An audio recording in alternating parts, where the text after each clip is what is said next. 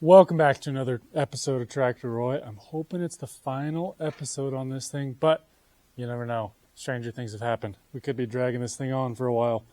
So what has happened since the last video? I got this radiator stuck on. I got my new hoses put on. I got new hose clamps. I think you already saw this. I've swapped out the carburetor for the one that came off of this tractor.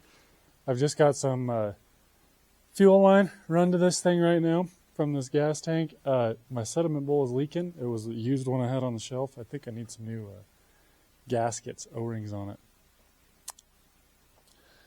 Yeah, what do we got that's next? We got to fire it up, see if it'll fire.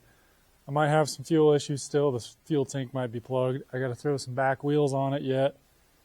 I need to throw either a generator or an alternator. I'll probably stick the generator back on. And then I have to fill this thing full of water.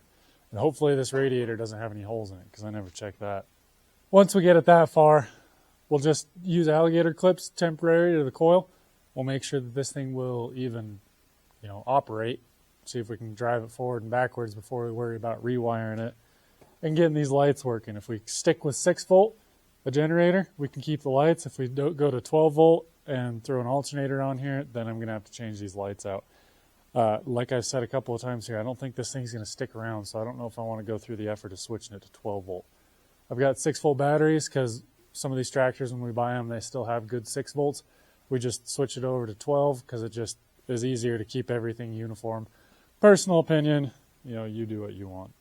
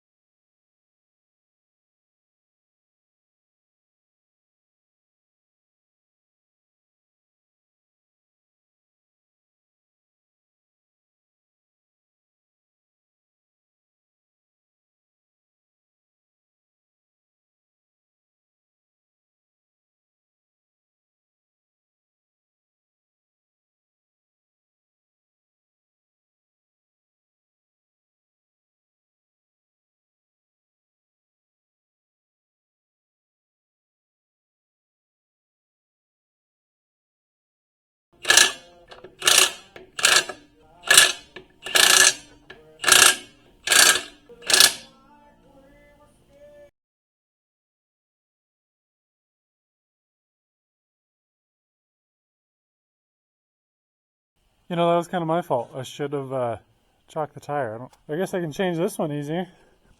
I didn't do anything other than squish my bucket. Wow, what was I thinking? Why didn't I chalk that? That was dumb. So this does actually bring up a good safety point. I got this tire back on without any other issues. But it is always, especially if you're by yourself, like I usually work by myself, it is always a good idea to be paying attention to what's going on.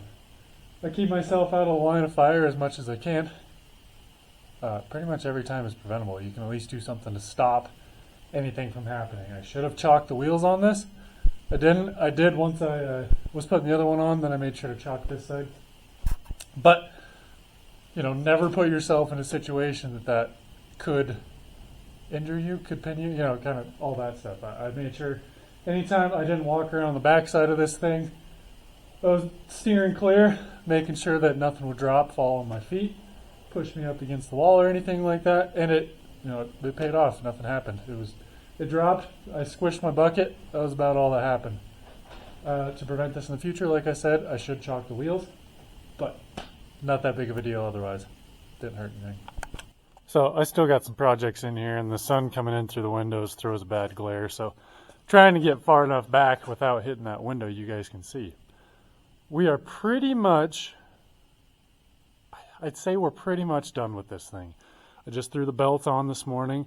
I ran one wire from our coil up to our little dash panel to an ignition switch, so we can shut the ignition off while I'm turning on without using little alligator clips like I was. I just robbed these off of my other WD that's broken down. I've had a battery charger that's now unplugged because it rolled forward. But I'm just using the switch that this guy had. That's off. Up is off, which bugs me, but is what it is. It's not that big of a deal. Oh, so that means we don't have any of our charging system hooked up. This is just the generator that was on it. I threw it back on because I needed a pulley to run my water pump belt. This is the stupidest design ever. So the crank pulley that's down there, and the water pump pulley, and the generator pulley. Well, you have to take off this hose to slip this belt through. Or I guess you could take off the water pump too, but it was such a stupid design. It makes you never want to change belts out. I guess it's another one of those engineered maintenance plans. You have to take that hose off if you want to swap a belt. So if you're taking off the belt, when you have to take off that hose, now's a good time to change the coolant out, because it seems like people top it off, but it never actually gets changed, and coolant does go bad over time. The more it gets used, the less freezing and anti-corrosion properties and boiling point. It loses all those attributes. So let's see. I got a sediment bowl that's not leaking. My tank is kind of gross, but it seems like that's holding up. I got a fuel line going there. This is kind of just temporarily permanent. I don't really know what I'm going to do with this. So anyways, I'm going to see if I can fire this thing up. I don't have any coolant in there. I want to fill it up full of water first. Today is supposed to be like high of 40 or 50, so I'll be okay running water in there today as long as I drain it out. And I can drain it out from right there, and there's a little petcock on the bottom of the radiator that's easy to get to. So I'll throw water in it, run this thing, heat it up. I'll check to see if there's any leaks. Then after I get it all nice and warm, I'll be able to retorque that head. First, we got to see if it fires up. Oh, I did forget to mention too, I did retime this. Check the timing and it was off. Joker, ignition on. Clear prop.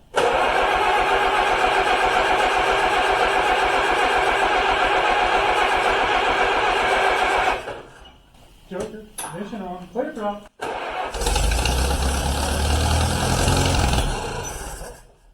Auto, yeah.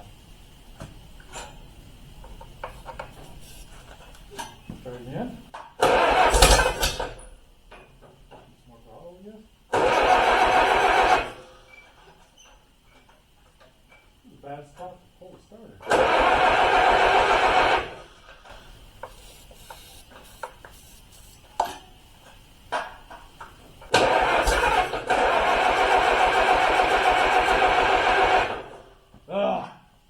I'll get it figured out one of these days.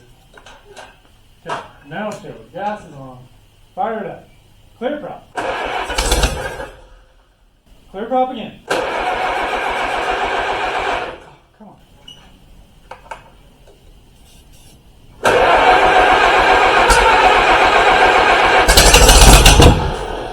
Whoa, that was hot. I should stop doing that.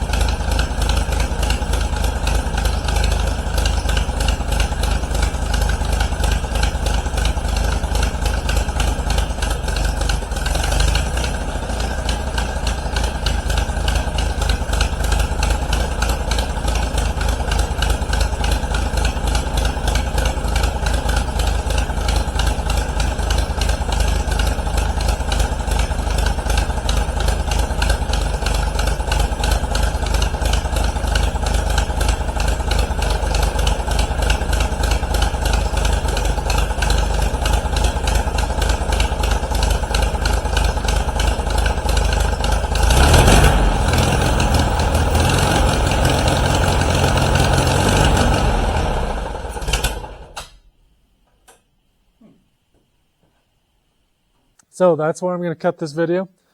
I got leaks on each of my manifold studs. I didn't realize I was going into a water jacket in the head.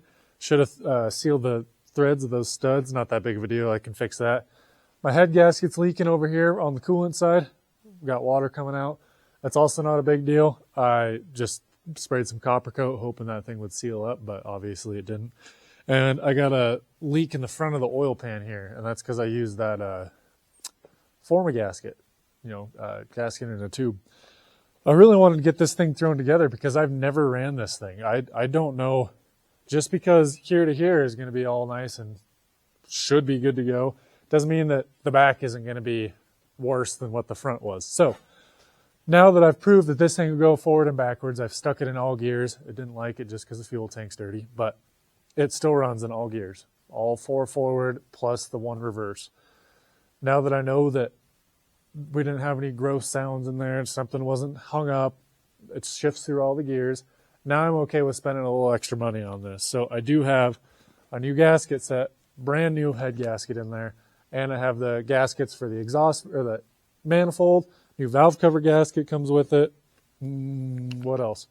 I think right here where the thermostat housing bolts on, that I use some silicone on there as well. That comes with the legit gasket. And I will gladly use the real gaskets.